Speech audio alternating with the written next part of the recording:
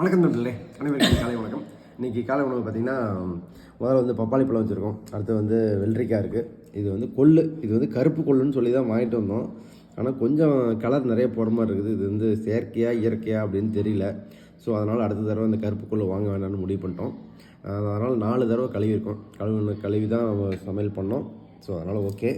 அடுத்து இது வாழைப்பூ பொரியல். இது முருங்கைக்கீரை பொரியல். ஓகே, இன்றைக்கி கீரை பொரியல் ஒன்று இருக்குது, காய் பொரியல் ஒன்று இருக்குது. ஓகே, இதோட அடிஷனலாக ஒரு முட்டை தோசை வச்சுருக்கோம். ஸோ இதுதான் இன்றைக்கி காலை உணவு.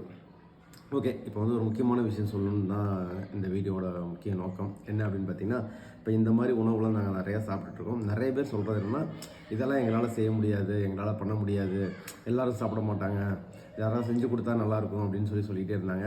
ஆக்சுவலாக ப்ராக்டிக்கலாக பார்த்தா எங்களாலேயும் இதெல்லாம் செஞ்சு மற்றவங்களுக்கு கொடுக்குற மாதிரியான சூழ்நிலை இல்லை. ஆனால் இப்போ என்ன பிளான் பண்ணியிருக்கோன்னா, யாருக்கு தேவையானவங்களுக்கு, அதாவது குறைந்த நபர்களுக்கு முதல்ல பண்ணலாம் அப்படின்னு பிளான் பண்ணியிருக்கோம். நிறைய பேர் எங்களை ஹோட்டல் ஆரம்பிங்க அப்படின்னாங்க. கண்டிப்பாக அதை பண்ணவே முடியாது. அது எங்களுக்கு நல்லாவே தெரியும். அதனால் மிக குறைந்த நபர்களுக்கு செய்யலாம் அப்படின்னு சொல்லி பிளான் பண்ணியிருக்கோம். ஒரு ஆகஸ்ட் 15 ஒரு ட்ரையல் பேசிஸில் பண்ணலான்னு இருக்கோம்.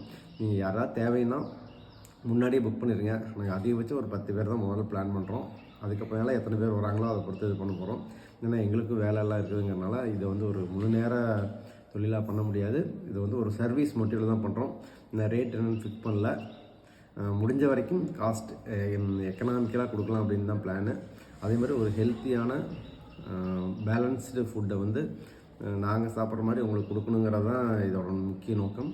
அதனால் என்ன அப்படிங்கிறது, இதோட ப்ரைஸ்லாம் என்ன அப்படிங்கிறதெல்லாம் இனிமேல் தான் ஃபிக்ஸ் பண்ணணும். ஸோ ஆகஸ்ட் 15 இனிஷியலாக ஸ்டார்ட் பண்ணலான்னு இருக்கோம். அதனால் யார் தேவைப்படுறவங்க முன்னாடியே இன்ஃபார்ம் பண்ணிடுங்க. முன்னாடி இன்ஃபார்ம் பண்ணால் மட்டும்தான் இதை எங்களால் ரெடி பண்ண முடியும். அதனால் யார் முன்னாடி இன்ஃபார்ம் பண்ணுறாங்களோ அவங்களுக்கு மட்டும் தான் ரெடி பண்ண போகிறோம். ஆகஸ்ட் 15 ட்ரையல் பேசிஸில் ஒரு நாள் பண்ண போகிறோம்.